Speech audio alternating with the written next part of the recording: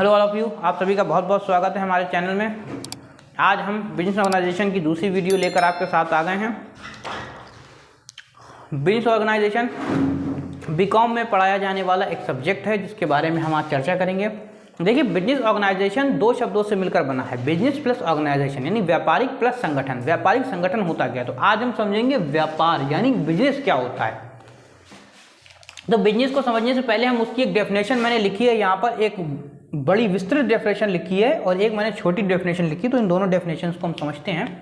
जो सबसे पहली जो डेफिनेशन है हमारी व्यापार की है कि व्यवसाय अवधारणा के अंतर्गत उन समस्त मानवीय आर्थिक क्रियाओं को समावेश किया जाता है। मतलब व्यवसाय के अंतर्गत, बिजनेस के अंतर्गत उन सभी मानवीय क्रियाएं, मतलब ह्यूमन एक्टिविटी, और आर्थिक क्रियाएं मतलब जिसमें पैसे में लेन देन होता है, आर्थिक क्रियाओं को समावेश किया जाता है, मतलब सम्मिलित किया जाता है, इकट्ठा किया जाता है, जो उन वस्तुओं व सेवाओं के उत्पादन, जो किसी वस्तु या सेवा के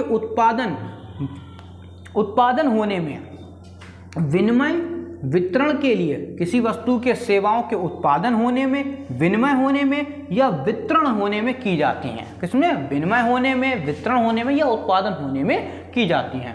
और जिसका उद्देश्य अपनी सेवाओं द्वारा, बिजनेस का उद्देश्य क्या होता है? अपनी सेवाओं द्वारा, जो भी वो सेवा दे रहा है, कोई प्रोडक्ट बना रहा है, कोई सर्विस दे रहा है, सेवाओं द्वारा समाज की आवश्यकताओं की पूर्ति की जाती है। क्या की जाती है? समाज की आवश्यकताओं की पूर्ति की जाती है। समाज को मोबाइल की ज़रूरत थी, मैंने मोबाइल की दुकान खोल ली, दैट मीन मैंने उनकी आवश्यकताओं की पूर्ति कर दी। तथा लाभ कमाना होता है। और क्या होता है? लाभ कमाना। व्यापार का पहला जो काम होता है वो होता है लाभ कमाना। पहला उद्देश्य होता है व्यापार का लाभ कमाना। तो ये थी हमारी व्यवसाय की डेफिनेशन। आई होप आप लोगों को ये डेफिनेशन समझ में आई होगी।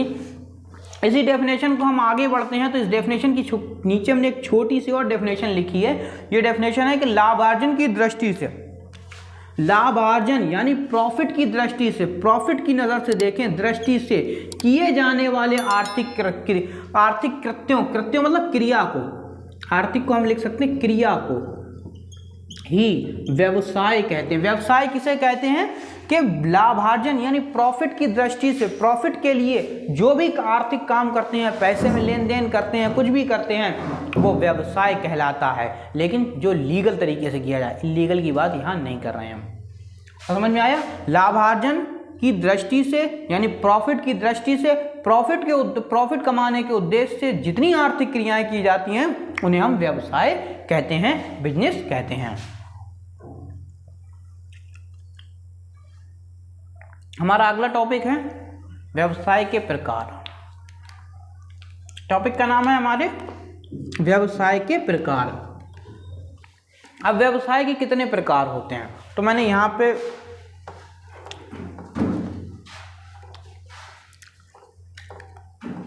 चार प्रकार लिखे हैं। कितने प्रकार लिखे हैं? चार प्रकार होते हैं। व्यवसाय के कितने प्रकार होते हैं? व्यवसाय के चार प्रकार। पहला होता है देशी व्यापार। देशी व्यापार किसे कहते हैं? देशी व्यापार का मतलब होता है वह व्यापार जो देश की सीमाओं के अंदर किया जाए। वैसा व्यापार जो देश की सीमाओं के अंदर किया जाता है उसे देशी व्यापार कहते हैं। अगला विदेशी व्यापार, जो देश की सीमाओं के बाहर किया जाए। जैसे हमारी कंपनी तो है इंडिया में, लेकिन अपना माल बेचना है चाइना में, अफ्रीका में, श्रीलंका में, या फिर अमेरिका में, ऑस्ट्रेलिया में, तो ये होता है विदेशी व्यापार। स्थानीय व्यापार, स्थानीय व्यापार जो किसी एक स्थान तक ही सीमित होता है। जैसे आप जिस जगह रहते हैं उस जगह कई दुकानें ऐसी होंगी जो बहुत फेमस होंगी, बहुत से ऐसे व्यापारी होंगे जो आसपास का व्यापार करते हैं, तो उसे स्थानीय व्यापार कहते हैं, जो एक ही स्थान में सीमित रहता है, एक ही शहर में सीमित रहता है। अगला है राज्य व्यापार।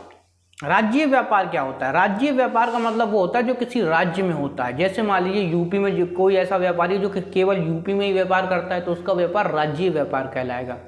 कोई ऐसा व्यापार है, कोई ऐसा व्यापारी है जो मध्य प्रदेश में व्यापार कर रहा है तो वो मध्य प्रदेश में ही है, सीमित है, तो इसे उसे राज्य व्यापार कहते हैं। तो आई होप आप लोगों के देशों, राज्यों के प्रकार, मतलब आपके व्यवसाय के प्रकार आपको समझ में आ गए होंगे। उम्मीद करता हूँ इसमें आपको किसी प्रकार की कोई प्रॉब्लम नहीं हुई होगी। आगे चलता हूँ तो आगे व्यापार के सहायक। देखो जब हम व्यापार करते हैं तो हमें बहुत सारी सहायता की ज़रूरत पड़ती है, बहुत सारी चीज़ों की ज़रूरत पड़ती है। वो सारी चीज़ें हमें कहाँ से प्रोवाइड होंगी, वो सारी चीज़ें हमें कहाँ से मिलेंगी। तो हमारे व्यापार में सहायक चीज़ें क्या क्या हैं, क्या चीज़ें सहायक हैं। पहला है हमारा परिवहन यानी ट्रांसपोर्टेशन। ट्रांसपोर्टेशन, जब हम माल खरीदेंगे तो माल को अपनी फैक्ट्री तक लाने के लिए हमें किसी ना किसी चीज़ की ज़रूरत पड़ेगी। हमें किसी हवाई जहाज़ की ज़रूरत पड़ सकती है, हमें पानी के जहाज़ की ज़रूरत पड़ सकती है, हमें ट्रक ट्रैक्टर की ज़रूरत पड़ सकती है। तो सबसे पहले हमें सहायता कौन करता? परिवहन। अगर परिवहन नहीं होगा तो हम अपने जो व्यापार है उसको नहीं चला पाएंगे, उसको बहुत अच्छे से नहीं संभाल पाएंगे। तो परिवहन यानी ट्रांसपोर्टेशन एक ऐसी चीज़ है जो व्यापार में हमारी सहायता करती है। हमारा माल दूसरी जगह तक पहुंचाती है, दूसरा जगह से कच्चा माल हम तक पहुंचाते हैं। तो ये क्या, ये हमारी सहायता करते हैं। बहुत सारी ट्रांसपोर्टेशन कंपनियां हैं जिनसे हमारा कॉन्ट्रैक्ट होता है, वो उनके जो ट्रक हैं, ट्रैक्टर हैं, वो हमारे माल को हमारे व्यापारियों तक पहुँचाते हैं, व्यापारियों के माल को ग्राहकों तक पहुँचाते हैं। इस तरह से कार्य करते हैं। अगला संचार, communication is the most importation for our business. Communication हमारे व्यापार के लिए सबसे ज़्यादा ज़रूरी है, क्योंकि जब हम कम्युनिकेशन दूसरे से कम्युनिकेट ही नहीं कर पाएंगे तो हम उसको क्या माल बेचेंगे। कई तरीके से कम्युनिकेट किया जाता है, बाई पोस्ट किया जाता है, मोबाइल से किया जाता है, व्हाट्सएप से किया जाता है, और बहुत इंटरनेट द्वारा किया जाता है। मतलब हम जब दूसरों से कम्युनिकेट करते हैं तभी हम अपना माल बेचते हैं। तो कम्युनिकेशन के बहुत सारे साधन हैं। इन सभी साधनों से क्या होता है, हम कम्युनिकेट करते हैं, दूसरे से संचार करते हैं। अगला है वित्तीय सेवाएं। वित्तीय सेवाएं, फाइनेंशियल सर्विस कहाँ से मिलती है हमें। जैसे मान लीजिए हमें व्यापार करने के लिए पैसे की ज़रूरत है तो हम बैंक जाएंगे और बहुत सारी जो फाइनेंशियल सर्विसेज हैं, फाइनेंशियल चीज़ें हैं, उनसे हम लोन लेंगे। तो फाइनेंशियल सर्विस भी हमारे व्यापार में हमारी सहायता करते हैं, हमारे व्यापार को बढ़ाने में, हमारे व्यापार को ऑर्गेनाइज करने में, स्टार्ट करने में हमारी सहायता करते हैं।